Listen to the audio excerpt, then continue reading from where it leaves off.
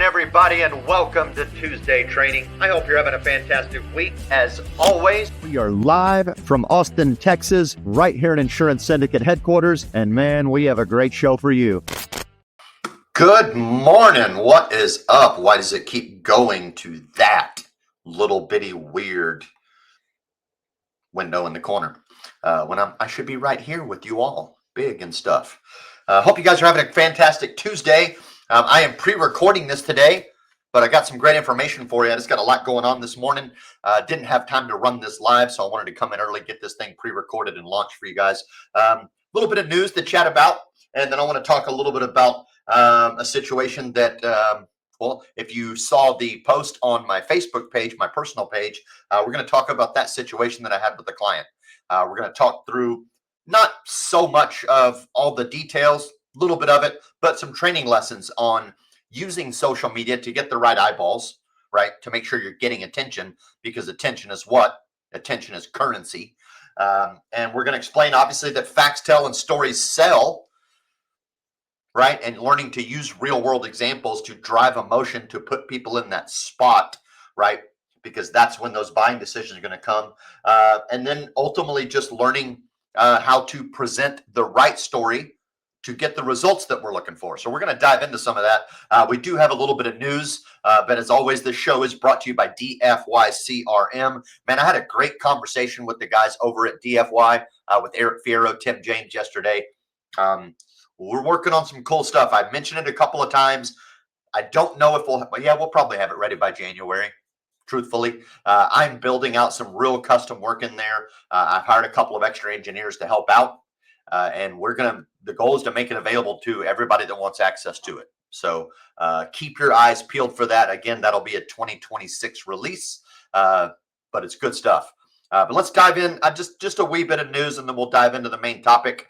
And I talked about this last week a little bit with Ronell Nolan on the show, but another state has jumped into the fray in regards to the situation that's going on in the Medicare space, where basically steering is happening because plans are cutting our commissions on certain plans, right? They're saying we can't even get paid if we enroll in that plan, or they're not even allow us to enroll in them, right? And they're pulling them off of platforms so that we can't even see them. And we can argue all the time or all different ways on why this is happening, right? I think a lot of us know a big portion of why it's happening is a lot of the heavy regulation. There's the argument that, hey, these carriers, and I've made this argument, and I still, for the most part, stand behind it, that the carriers are having trouble being profitable in some of these plans. So if they can't make the plan profitable, their plan is to exit. Their plan is to sunset that plan. So I'm of the opinion that a lot of these plans that we are seeing that have become non-commissionable, we will not see them next year. I'm talking next year, 2027, I guess, because obviously they are in the marketplace for 2026. They just don't want anybody on them. So I'm not sure of the ins and outs of why they weren't able to exit beforehand and not just renew those plans. But obviously we're seeing that. But anyway, this is an article, NBC Montana. I will put it in the group for you guys. But again, we kind of already discussed this.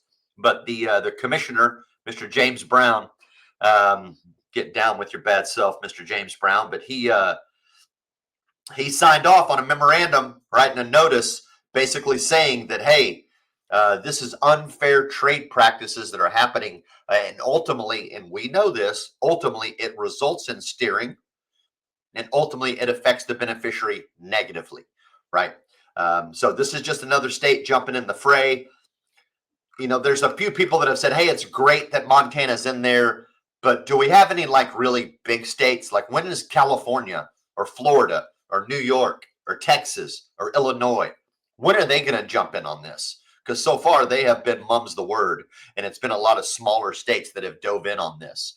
States that truly are being affected heavier because they don't have as many plans in those areas. There are states that are, in some cases, are more rural, not always, but that's a big part of it as well. So I'll throw that in the group. You guys can check it out on what's going on in Montana. But again, they are jumping in the fray to support us and saying, hey, these carriers are doing misleading practices and they're basically fair trade practices. So other than that, let's move along and keep this train moving. This was already in the group, but just came out earlier this week that the cost of Medicare is going up. It's certainly not a surprise to any of us in the business. We all knew it was going up. There have been plenty of projections. We had just been waiting on exactly what the real number is, and they were pretty much spot on with what their projections were at. So, I mean, if you haven't checked this out already, these are the new cost of Medicare.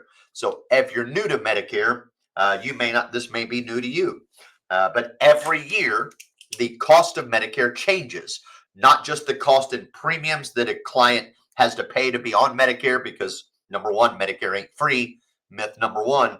And number two, Medicare doesn't cover everything. That's myth number two.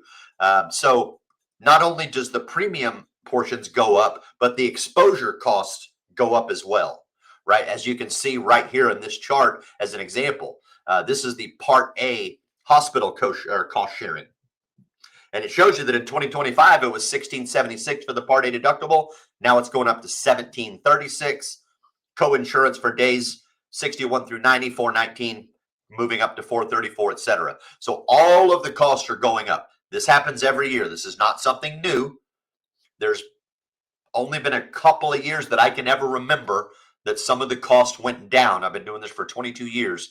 One of them was recently in the last few years, right after the pandemic, where they gave us a little bit of relief because they felt like they advanced the Part B premium too high, where it jumped from somewhere in the 150s all the way up to 170. But now here we are at 202.90 for Part B premium, which if you cruise down in this article, you will find it.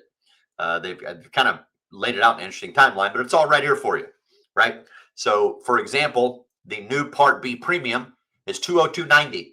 Now, that's the average cost that most beneficiaries are going to pay, right? So you need to start incorporating this information in your language when you're teaching people Medicare now, right? You need to get away from the $185 number, and you need to start telling them, hey, it's $202.90. That is the new price of Part B. And obviously, if you have higher income or you're subject to IRMA, right, your income-related monthly adjustment amount, it's going to be higher as well. Those numbers also go up.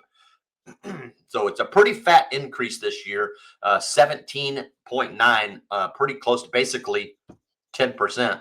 And then also the Part B deductible is going up. It's currently $257 for this year, but it's going up to $283, right? So again, that's another jump. So if someone has, say, a Plan G Medicare supplement, they're now going to have to fulfill a deductible that is not $257, but $283 next year. So definitely start incorporating this information in your language, in your conversation. And then here is the new sliding scale that they've got for IRMA. So not only are the premiums going up, but the income levels are going up as well, right? If I remember correctly, currently it's $108,000. If you make more than $108,000, you're going to pay more for Medicare. So they increased that to now $109,000, which is nice. Be terrible if they decrease that. So at least that portion is moving up a little bit too, where the minimum threshold to get into IRMA is a little higher, right? Which will help some people possibly avoid it. But anyway, these are all the costs of Medicare. You can certainly check them up or check them out. I've already put this in the group on, I think, Saturday when it dropped, or it was late Friday, I forget. But this is information that you should certainly be sharing with your beneficiaries as fast as you can. If I'm an insurance agent out there, well, and I am going to talk about this to my clients.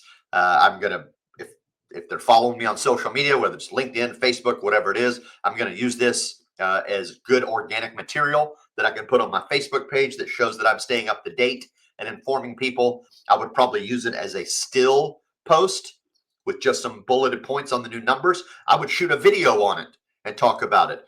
I would take that video again and further, and I would make it an ad, and I would use it as a reason for purchasing Medicare supplement insurance. This would make a great ad. If you just come here and you're like, hey, the cost of Medicare is going up.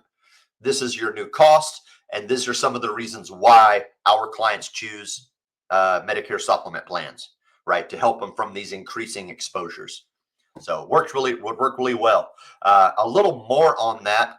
This is an article from Kaiser. You guys know I've told y'all many times that I follow Kaiser quite a bit. I highly recommend you follow Kaiser as well, whether you're in the Medicare space or the ACA space. They do a really, really, really good job of kind of keeping their finger on the pulse of the health insurance industry with all kinds of great data, analytics, et cetera, et cetera. So that basically, pretty simple article. It's not rocket science here. Medicare beneficiaries are not insulated from affordability challenges as Part B premiums rise in 2026. So again, it's an article that's just going to reinforce, that the fact that the cost of Medicare is getting higher, right? It outlines that. It does give you this wonderful little chart here, which will show you Part B premium increases all the way back to 2010. You will see that 15 years ago, Part B was $111. And I remember this was the 1 year when it went up from 115 in 2011 to 2012, where it dropped.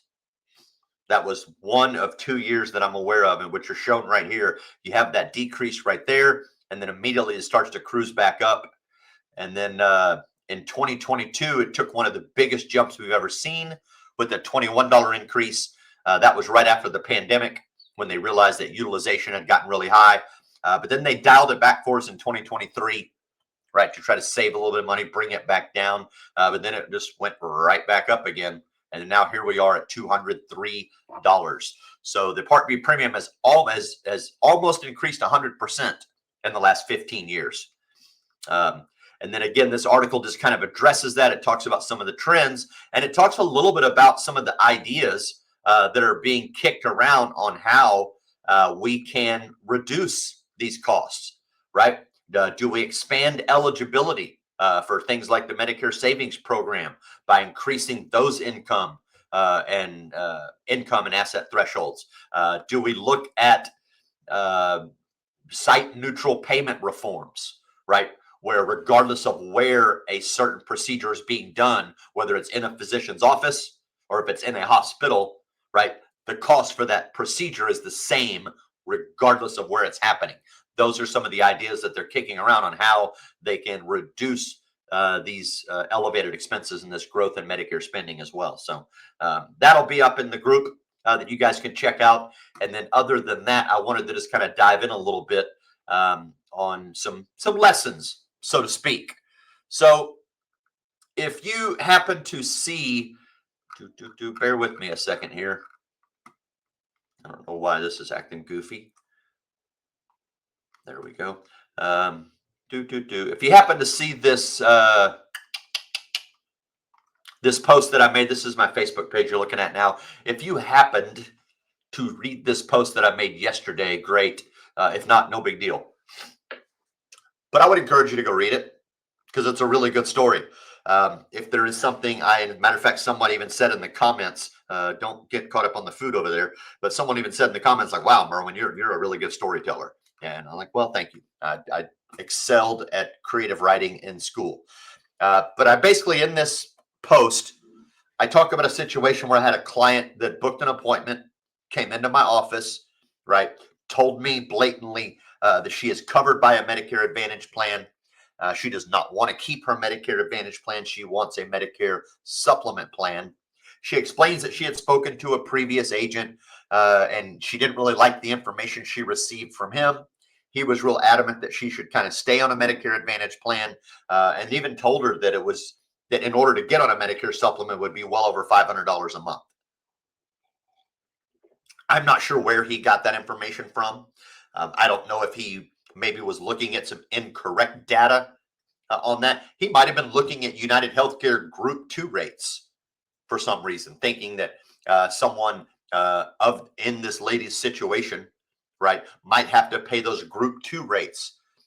That could certainly be where he got that data from, which could be very accurate. And maybe he got that data because he didn't know that she had a guarantee issue situation, which is what this post is really about. So he could have totally been giving her factual information based on his education, so to speak. I know there's a few people that jumped in here and were like, hey, man, this agent's obviously trying to screw her over. He didn't want to put her into a guarantee issue med-sup. He was trying to make sure he made money by putting her in her MA plan. Certainly plausible. Certainly plausible. He also just might not have been informed, right, that she had a guaranteed issue option to get into a Medicare supplement plan. Because if you read the article, you will find, or the post, I should say, you'll find out that her plan is exiting the marketplace. So when you lose access to your Medicare Advantage plan involuntarily, well, you get guaranteed acceptance for a select subset of Medicare supplement plans. In her situation, because her Part A eligibility for Medicare was before 2020, she gets access to Plan F, guarantee issue. The Cadillac of all Medicare supplements. Pay your premium and don't pay another dime, right? I figured that out only as I started to talk to her, ask her questions, and look at her situation. And then when I realized, like, oh, you're not going to pass underwriting because you just got a recent cancer diagnosis, unfortunately. But because you happen to land in that space where you have a golden ticket and we can exercise it and get that application submitted as guaranteed issue, first day coverage, no waiting periods, right? No pre-existing clause, et cetera, et cetera. So very good. So again, I'm not going to say that this agent was being a scoundrel. Certainly possible. He could have absolutely made that number up in an attempt to discourage her so that he could rewrite her Medicare Advantage plan and make $1. Because as we know, guarantee issue med-sups don't pay. They pay like maybe $25 if you're lucky. And that's kind of carrier dependent. It's also state dependent. That's not true in every state, right? There are some states where you're not allowed to reduce commissions for guarantee issue business. There are some states where you can't even increase the premiums on guarantee issue business. That's mainly for the folks that are under 65 as an example. But regardless, this lady's going to get hooked up like Chuck, thankfully, because I was able to ask the right questions, find out what's going on with their situation, and use that guarantee issue rule. So I just want to outline a couple of more items just in case you're not familiar with how the GI rule works. Okay. And this is for people that are trying to get guarantee issue into a Medicare supplement plan, right? They're trying to get guarantee issue into a Medicare supplement plan. So number one, if they lose coverage involuntarily, that means by no fault of their own, right? They get, and this is national, all 50 states, when someone loses access to their Medicare Advantage plan or someone loses access to their group insurance plan involuntarily, right? They're not voluntarily canceling their MA plan to try to go over to med-sup, right? They're receiving that annual notice of change letter that says, hey, we're not renewing our plan in your county and we're going to kick you and all your friends off the plan.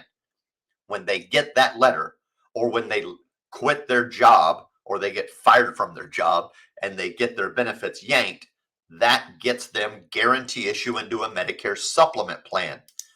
Here's a few rules for you. Number one, the application for the Medicare supplement must be dated within 63 days or prior, within 63 days of that loss of coverage. So for example, this lady's Medicare Advantage plan is the last day is going to be 12/31, right? It's going to be the end of the year. Now we can submit the app in advance for a January 1st effective date, which we did, but she also has 63 days after December 31st to write an application and submit it for guarantee issue. Okay.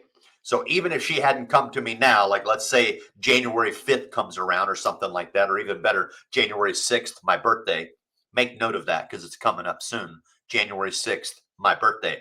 So let's say she had found out then, right? No problem, because she's within her 63 days after the cancellation date or the last day of coverage. she can fill out an application for a limited set of plans.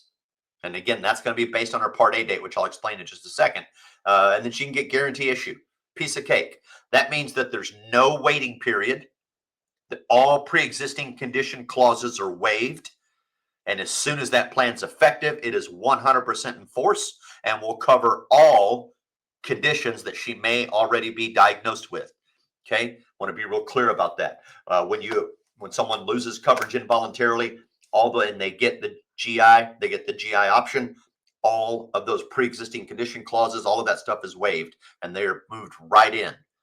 Because again, and then the main reason behind that, really, other than their guarantee issue rights, is because if they had coverage, and this is one of the rules in Medicare supplement plans that you may or may not know, anytime someone has previous major medical coverage in the last 63 days before your Medicare supplement issue date, no waiting periods, no pre-existing condition clauses, yada, yada, yada. All right, pretty simple. So again, the GI rule, it's 63 days starting the day that the coverage ends, right? Or the next day, I should say. But then obviously you can write apps generally 60 days in advance, which is what we did.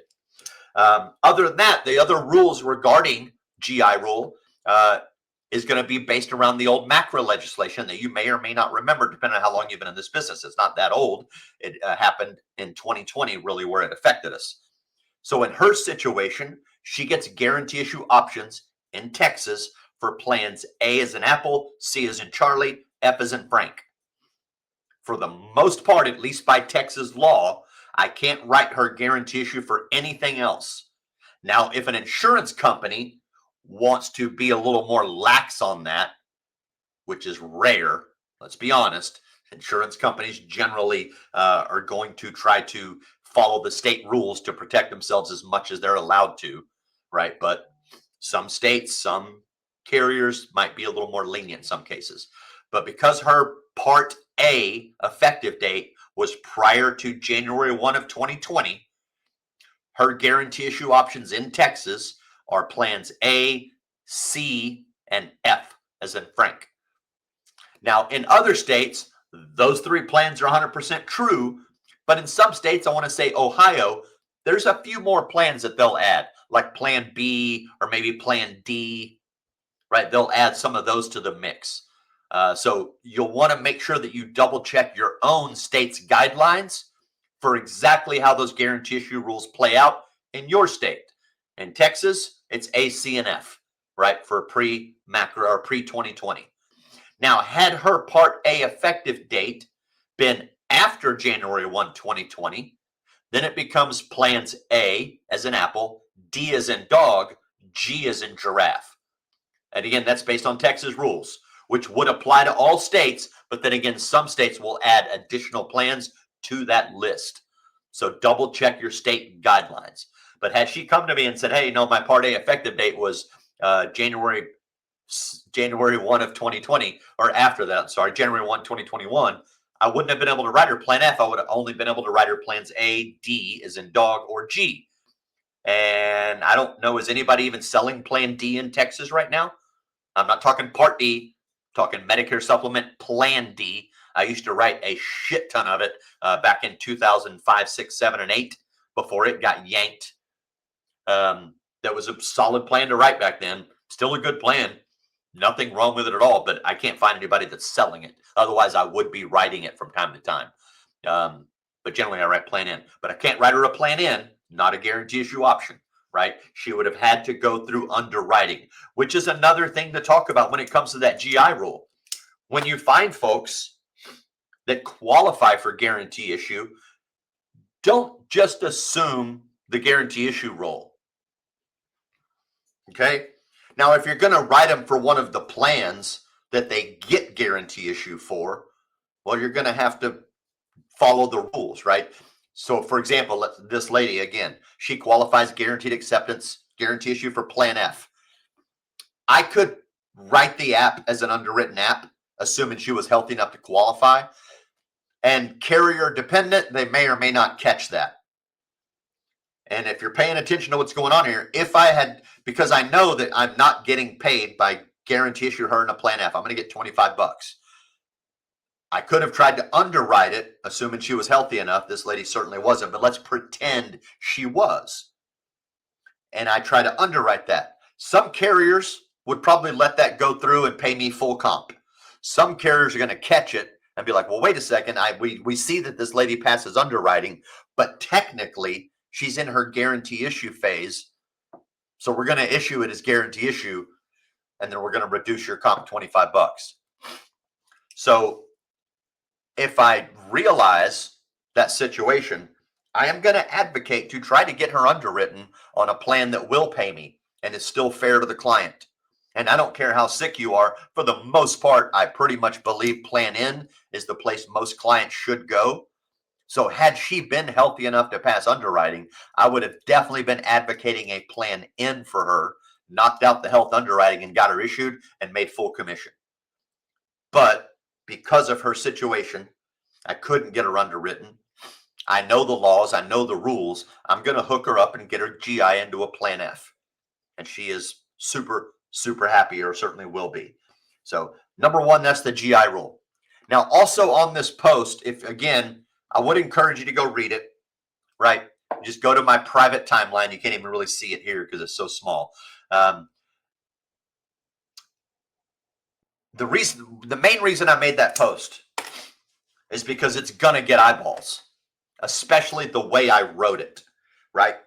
Attention is currency. Now, if you're an agent out there and you're trying to get attention, you should be posting at least some on your social media, right? Assuming that you have clients that see it.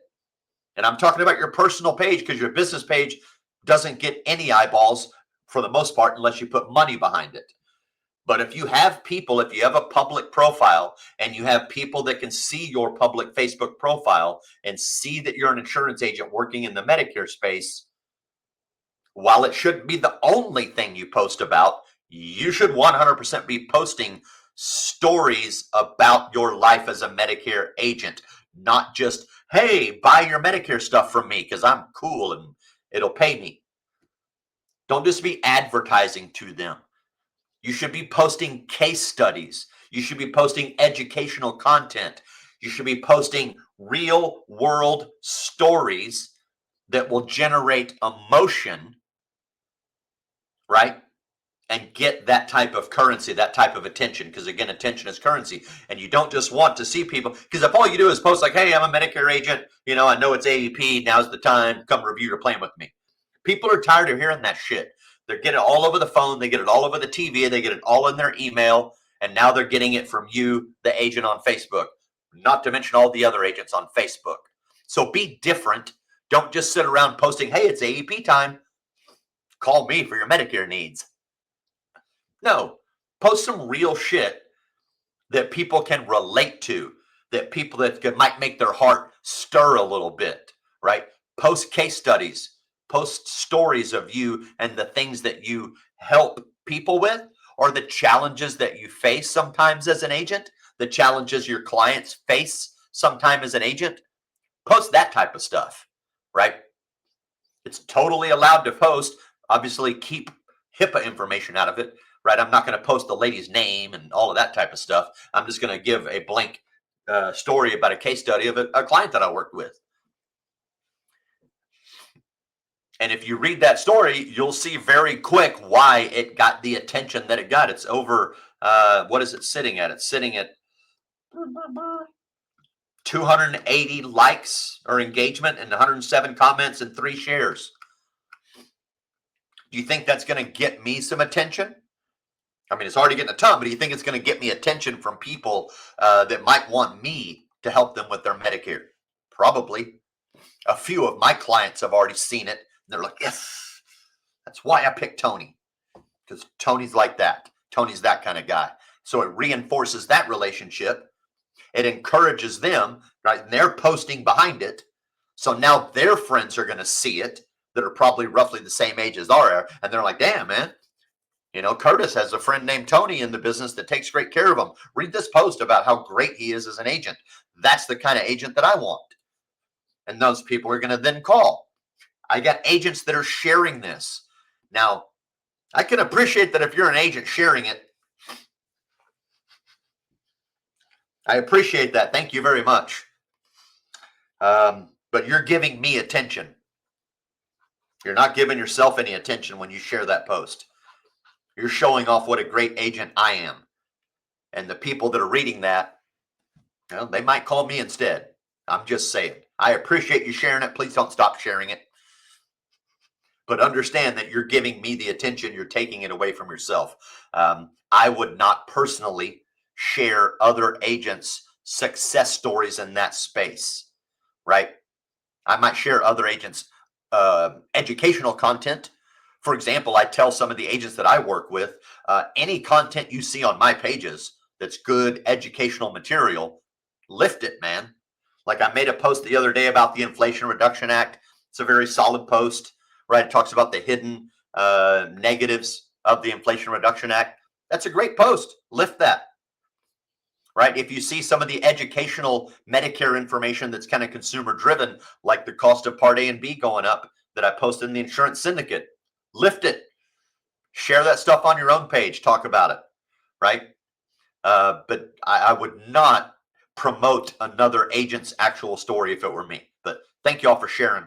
Truly appreciate you. So again, use social media to your advantage, but don't just say, hey, I'm the agent that's AEP, call me, right? Because you're just like everybody else. How do you set yourself apart? Use stories, right? Case studies in the business, your challenges, clients' challenges. Because again, as we all know, facts tell, stories sell, right? So I want to ask you this question. I could have easily made that post and just said, wow, yesterday I had a client that came in and unfortunately lost her Medicare Advantage plan by no fault of her own, had just gotten diagnosed with cancer. But thankfully, because she lost that, she qualifies for guarantee issue. So I hooked her up. Same story. Like that's the exact same story. It's shorter, less details, less emotion. Would I've gotten as much attention out of it? Hell nah.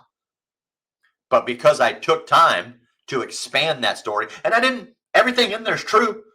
That's exactly how that appointment shook down. As a matter of fact, I probably removed some things, some words, and some conversations that we had during that appointment. But that's exactly what happened in the appointment, right? I told her, I'm like, hey, I'm sorry, you're going to have to answer some health questions.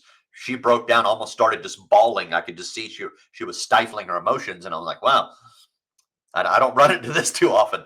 And then she just handed me her phone. Like she pulled it out, says, here, just read this. And then I read it. I was like, okay. I was like, well, I'm sorry to see that. And I hate to be the bearer of bad news. You're not going to get through those health questions, at least certainly not with my favorite carriers. I might be able to go back and get you UHC Group 2 rates, but I don't think so now. They've tightened that up quite a bit. And I haven't even looked, I haven't written United Healthcare med subs in so long. I don't even know if they're still available because I know they're in the process of pulling them. So that's exactly how that appointment went. So again, I could have just said, hey, help the client with the GI situation.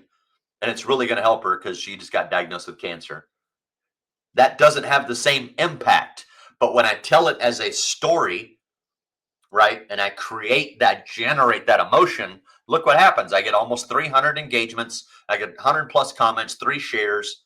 I'm going to get business out of that post. I can pretty much guarantee you. Whether I'm getting renewal business out of my own clients that are seeing that and they're like, damn, I'm so glad I picked Tony. Right. Or I'm going to get referrals. They're like, here, just share, like, here, go talk to this dude. That's the type of agent he is. Right.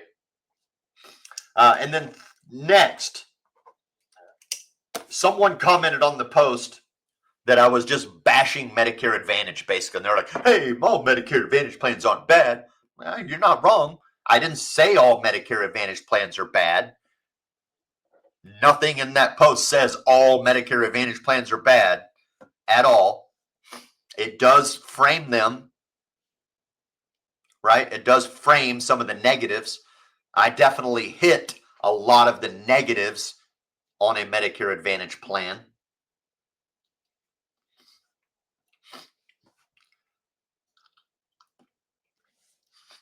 So nothing in that post was untrue when it comes to Medicare Advantage plans. And the reason I'm bringing that up is because I've talked to agents regularly. They're like, man, I really want to sell more Medicare supplement plans.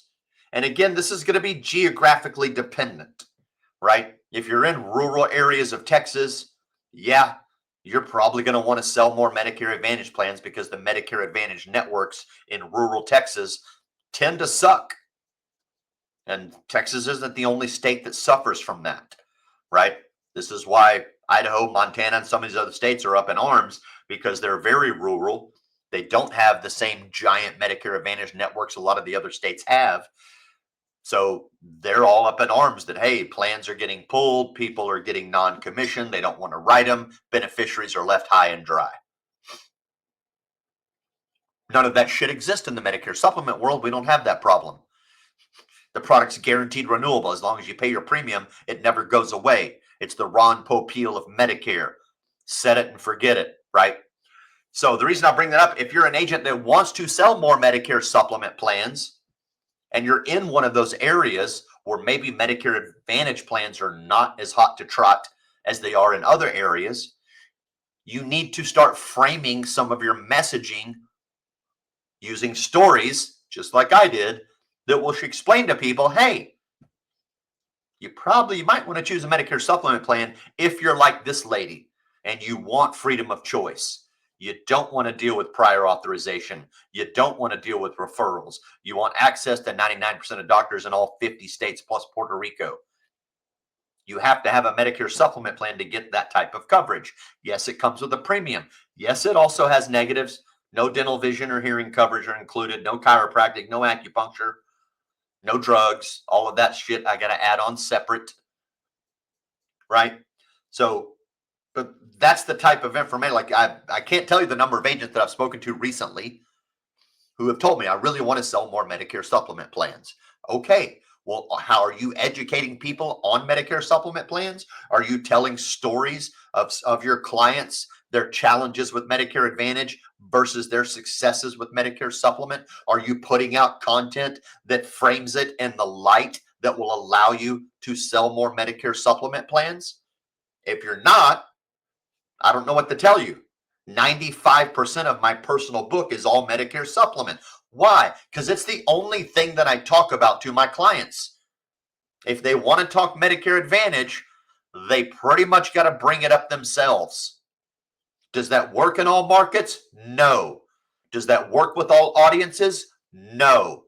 Why does it work with my audience? Well, primarily because my audience is already Medicare supplement holders that are referring me business.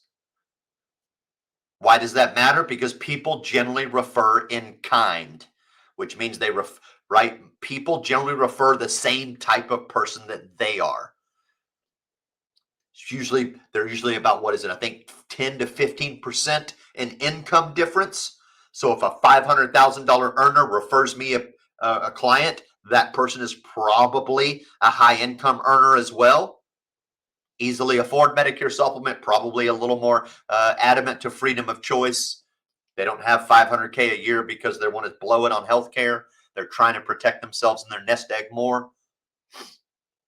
Also, the person that's referring me is already a Medicare supplement policy holder. So they're likely referring someone that has that same mindset of wanting to have a Medicare supplement policy. I want freedom of choice. I don't want people telling me what to do. I want to be in charge of my healthcare. So I can get away with that a little bit because most of my audience is referrals, right? But even some of the marketing I do, like even in my BNI group that I work with, where I get a lot of referrals from, not all of them are Medicare supplement folks. They have definitely referred me people that are Medicare Advantage folks because they're lower income or they're sick already or they like Medicare Advantage and they're in an area where there's a great plan, right? Like I had a gentleman here in Central Texas, loves Baylor Scott and White, really wants to go to Baylor Scott and White. Well, there's a couple of ways you can get to Baylor Scott and White hospitals. Number one, you can have a Medicare supplement plan. He's too sick. He's also very old, so it's very expensive, but he can't get one due to his ailments. And then he can get one of a couple of Medicare supplement plans. He can either get the Baylor Scott and White plan or the Aetna plan. right? And I wrote in Baylor Scott and White because all of his doctors are Baylor Scott and White doctors. That's generally the only place he's going to go, and it is a good health system. So I hooked that dude up, but that's what he wants. That's what he needs. That's what is going to take care of him in his mind and the best that he can get for now, right? And we may add a guarantee issue hospital indemnity plan onto it. He didn't seem too happy about that because it's a lot of extra premium at his age, but he's right at the end of the cutoff. So I'm trying to get him to go ahead and sign up. We'll see.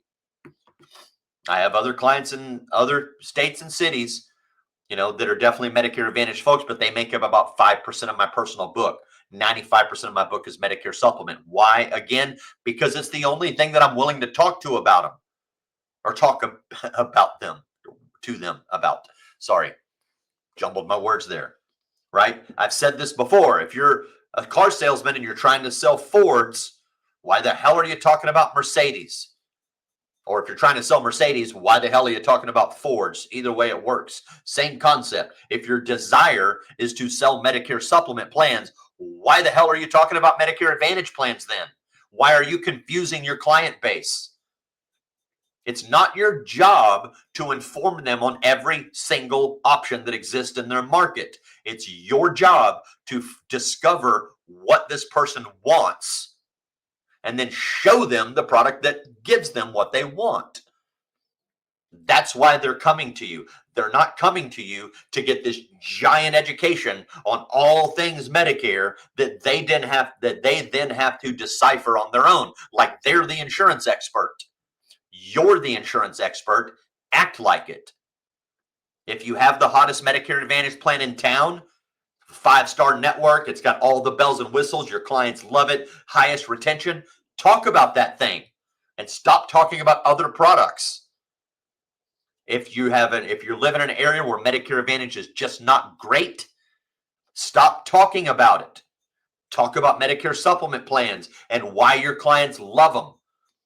And then if your prospect brings up Medicare Advantage, paint it teach them about it, educate them about it, make sure you're educating them about the negatives, right? Because there's nothing wrong with that as long as you're not lying. Paint the negatives: prior authorization, referrals, restricted networks. You're not in the driver's seat. Bean counters are now in the driver's seat of choosing your quality of healthcare. Paint those negatives and move them right back over to Medicare supplement. But if you're bringing up both sides of the fence and throw it into your client's lap, they're going to make uneducated decisions because they don't know the real game. It's your job to teach them. So again, that was kind of my point there. Like, if you look at that post, it's designed to push people towards Medicare supplement because that's the product that I want to write. Why do I want to write that product? Because I believe it's a better product for my clients if they can afford it. I believe that it actually is more affordable than a lot of Medicare Advantage plans. Because now they're only going to pay about $1,200 a year for a Medicare supplement with me in Central Texas, depending again on the client plan, age, all that. Obviously, this lady's not paying $1,200; she's paying about $1,800 a year.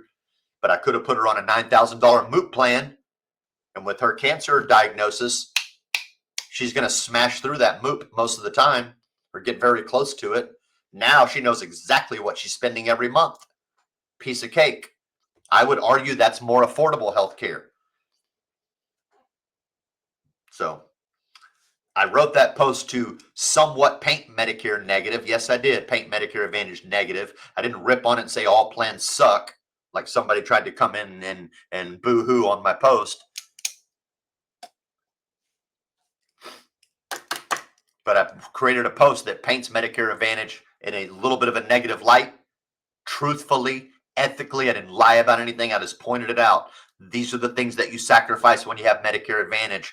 These are the things this lady was concerned about that was to the level it was bringing tears to her eyes because she was afraid to allow the quality of her health care to be in someone else's hands. She wanted it in her hands.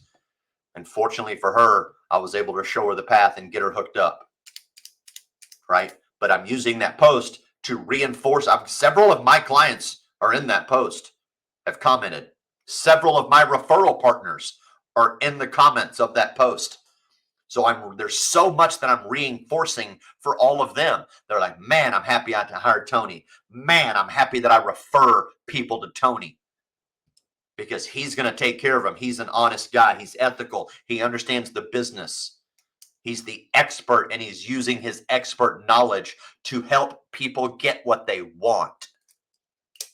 Pretty simple. So take those lessons, create it for yourself, and run with it.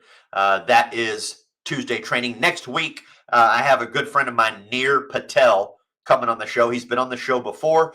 He runs a group called Virtuous Benefits. It's a hot topic right now. We're going to be talking about direct primary care.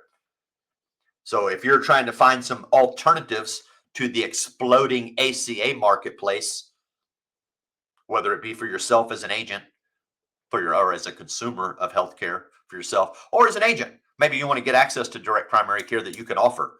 We're not going to be recruiting agents, but on that post, or on that call next week, but we will make sure his information is available. And if you want access to the Virtuous Care Benefits program, you can get access to it as an agent and write people up for direct primary care as an option and make some money.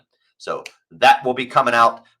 Give me a holler if anything I can do for you. That is Tuesday training. We will see you next week with Nir Patel for direct primary care. Take it easy.